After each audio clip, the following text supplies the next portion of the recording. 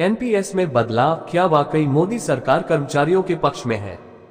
जब हम एनपीएस में किए गए बदलाव और ईपीएफओ पेंशनभोगियों की स्थिति का विश्लेषण करते हैं तो ये स्पष्ट होता है कि मोदी सरकार की नीतियों में कई विरोधाभास हैं। कर्मचारी भविष्य निधि संगठन ईपीएफओ ने उच्च पेंशन पात्रता के मुद्दे पर कई सर्कुलर जारी किए हैं जो 1 सितंबर 2014 से पहले सेवानिवृत्त कर्मचारियों के लिए महत्वपूर्ण है। हाल ही में जारी किए गए सर्कुलरों के अनुसार सुप्रीम कोर्ट ने निर्देश दिया है कि जो कर्मचारी 1 सितंबर 2014 से पहले सेवानिवृत्त हुए थे और जिन्होंने अपने सेवानिवृत्ति से पहले पैरा 11(3) के तहत उच्च पेंशन योगदान का विकल्प चुना था, वे उच्च पेंशन के पात्र होंगे।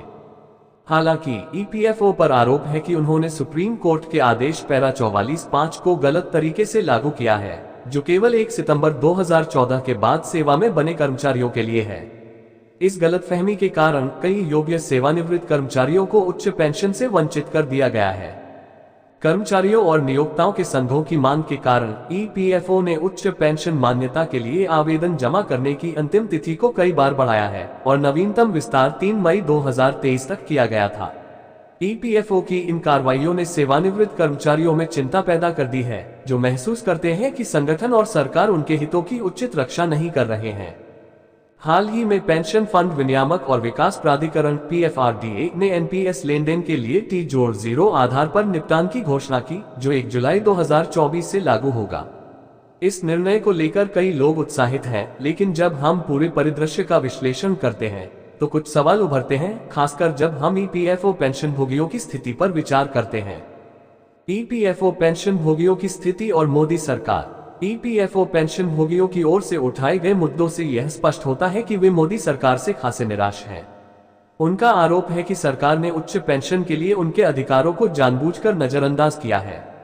सुप्रीम कोर्ट के आदेश पैरा नंबर 44(5) को गलत तरीके से लागू करने का आरोप है, जिससे कर्मचारियों को उनके हक की पेंशन नहीं मिल रही है।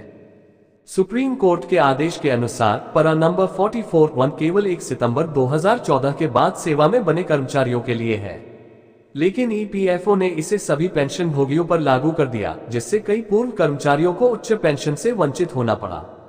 ये स्पष्ट है कि इस निर्णय के पीछे गलत मंशा है, जिसे कोर्ट और संबंधित मंत्रालय दोनों को गुमराह करने के लिए अपनाया गया।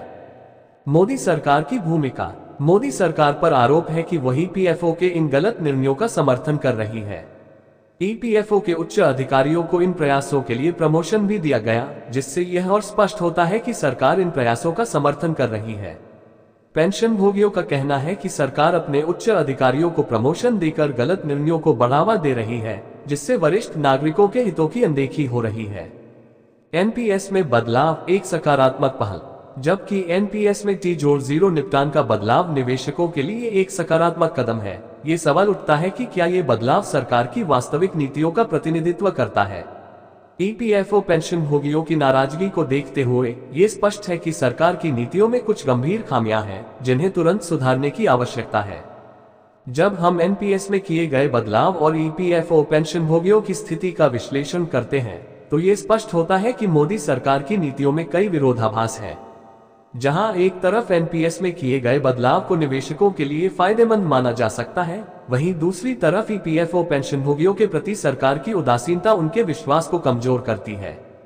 ये समय है कि सरकार सभी पेंशनभोगियों के हितों की रक्षा के लिए ठोस कदम उठाए और उनकी समस्याओं का समाधान करे। वरिष्ठ नागरिकों के प्रति सरकार की जिम्मेदारी है कि वे उनके अधिकारों की रक्षा करें और उन्हें उनके हक की पेंशन दिलाने में मदद करें।